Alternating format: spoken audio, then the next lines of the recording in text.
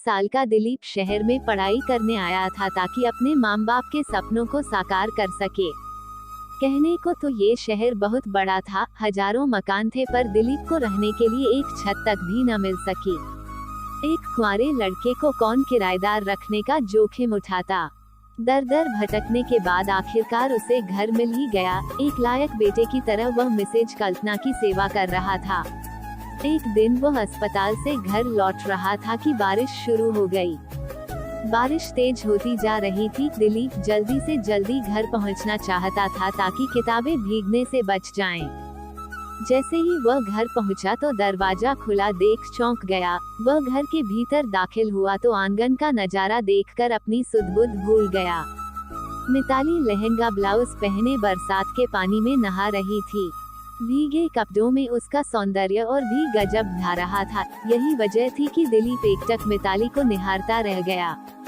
इतने करीब से जब दिलीप ने मिताली के आकर्षक बदन को भीगते हुए देखा तो जैसे उसकी धमनियों में बह रहा रक्त उबाल खाने लगा हो। तुम कब आए? दिलीप को सामने पाकर मिताली चौंकते हुए बोली। उसने कोई जवाब नहीं दिया। एकटक वह अपनी लाल लाल आंखों से मिताली की भीगी देह का अमृत पी रहा था। मिताली की नजरें दिलीप की शोले जैसी दहकती आंखों से मिली तो उसके बदन में भी झुरझुरी होने लगी। लज्जावश उसका गोरा चिट्टा चेहरा गुलाबी पड़ता गया। न जाने ऐसा क्या हुआ कि मिताली अपनी जगह खड़ी न रह सकी। दौड़कर वह दिलीप के चौड़े सीने से जा लगी। दिलीप खुद पर काबू नहीं रख पाया और उसने बलिष्ठ बाहों के घेरे में मिताली को कसकर जकड़ लिया और अपने तपते होंठ उसके लरजते होठों पर रख दिए। मिताली ने कोई प्रतिकार नहीं किया। देह के इस महासंग्राम में दोनों युवा तन देर तक गोते लगाते रहे। जब वासना का ज्वार थमा तो दोनों एक दूसरे से नजरें चुराते हुए अपने अपने कमरे में चले गए। तूने ये क्या किया दिलीप? जिस औरत ने तुझे बेटा समझकर अपने घर में रखा उसी घर की बहू के जिस्म पर तूने डाका डाल दिया। दिलीप अपने ही सवालों में उलझ गया। पहल मैंने कहा कि मिताली खुद ही मेरी बाहों में आकर समा गई तो मैं क्या करता। देह सुख के उफान के आगे अच्छे बुरे का सवाल ही कहाँ रह जाता है।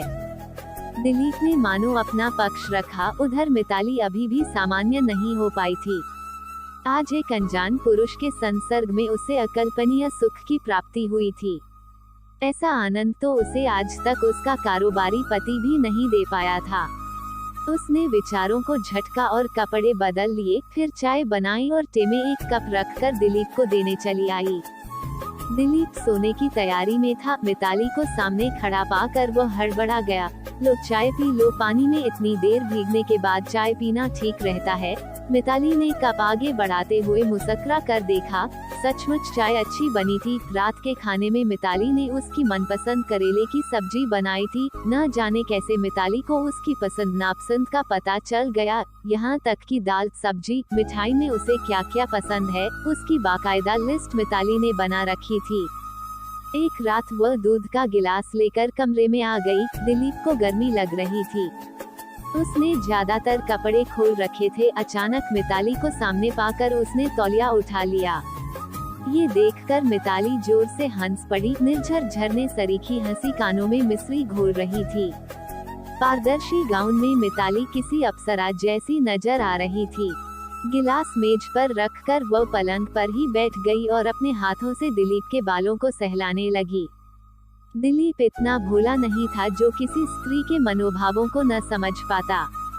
उस रात दोनों ने जी भर कर देह सुख भोगा। पूरे घर में वे दोनों अकेले और रात की तन्हाई का सहारा। ऐसे में कोई कसर कैसे रह पाती। 2-3 दिन में मिसेज कल्पना अस्पताल से स्वस्थ होकर घर लौट आई। बेटा तू तो मेरे सगे बेटे से भी बढ़कर निकला। अपनी सेवा से खुश मिसेज कल्पना ने उसे ढेरों आशीष दे डाली। दिलीप और मिताली को लगा कि मांझी के घर लौट आने के बाद वे शायद अब नहीं मिल सकेंगे। पर देह की भाषा जब देश की दूरियां तक लंघ जाती है तो फिर यहाँ एक ही घर में रजामंदी के साथ मिलने में क्या मुश्किल आती। अब तो हालत ये थी कि जब दिल करता दिलीप मिताली को अपने कमरे में बुला लेता और उसके साथ देह की तृष्णा पूरी करता। उधर मिताली भी इस सुख का उपभोग करने में पीछे नहीं थी। पति की अनुपस्थिति में किसी युवा स्त्री की देह जो सुख चाहती है, दिलीप वो सुख मिताली को प्रदान कर रहा था।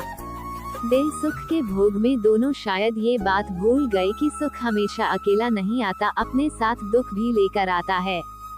मिताली के समर्पण ने दिलीप को निरंकुश बना दिया। वो हरदम मनमानी करने लगा। मिताली उसके लिए जिस्म की भूख मिटाने वाली महज मशीन बनकर रह गई। भावना की जगह अधिकार हावी होने लगा। दिलीप एक पति की तरह हुक्म देकर उससे बात करता। एक बार तो उसने हाथ भी उठा दिया। मुझे लगता है मुझे गर्व ठहर गया है, एक रोज मिताली ने कहा तो दिलीप जैसे आसमान से गिरा। मौजमजे के लिए बनाए गए संबंध में ऐसे मोड़ की कल्पना उसे नहीं थी। मैं दवा ला दूंगा, अगर बच्चे के पेट में होने की बात सामने आ गई तो हम कहीं के नहीं रहेंगे, दिलीप झुंझला कर बोला। इस बार तो गोलियों से बात बन गई, पर गर्भ ठहरने का डर हमेशा बना रहा। अब उनके मिलन में वो पहले जैसी गर्माहट भी नहीं रह गई थी। दोनों के लिए संबंध बोझ में तब्दील हो चुका था। कहीं न कहीं मिसेज कल्पना की अनुभवी आंखें भी ताड़ गईं कि घर में उनकी नाक के नीचे क्या गुल खिलाए जा रहे हैं। उधर दिलीप जब से इस चक्कर में पड़ा था, उसकी पढ़ाई लिखाई पूरी तरह चौपट हो गई थी। एक रात जब वह नाइट लैंप की रोशनी में पढ़ रहा था तो मिताली उसके कमरे में आ गई। उसने लैंप का स्विच ऑफ किया तो दिलीप चीख पड़ा, यह क्या तमाशा है, जाकर अपना काम करो और मुझे पढ़ने दो। मिताली यह सुनकर हक्की बकी रह गई। उसे पहली बार महसूस हुआ कि पति की गैरमौजूदगी में किसी गैर मर्द के साथ संबंध बनाकर उसने कितनी बड़ी भूल की है। नहीं, अब वो इस दलदल में और नहीं गिरेगी, जो होना था हो गया। ये संबंध अंधे कुएं में गिरने के समान है, मुझे कुएं में नहीं गिरना। मिताली ने मन ही मन निर्णय लिया। उसने फोन करके अपने पति को जल्दी आने को कह दिया ताकि यह किस्सा विराम ले सके। दिलीप भी जितना जल्दी हो सके इस संबंध के बोझ को सिर से हटाने के बारे में सोच चुका था। मिलने की पहल रजामंदी से हुई तो अलग होने के लिए भी परस्पर रजामंदी काम आई। दिलीप ने बहाना बनाकर घर छोड़ दिया। जीवन में घटे इस घटनाक्रम को दोनों पक्ष एक स्वप्न समझकर भुलाने की कोशिश करने लगे।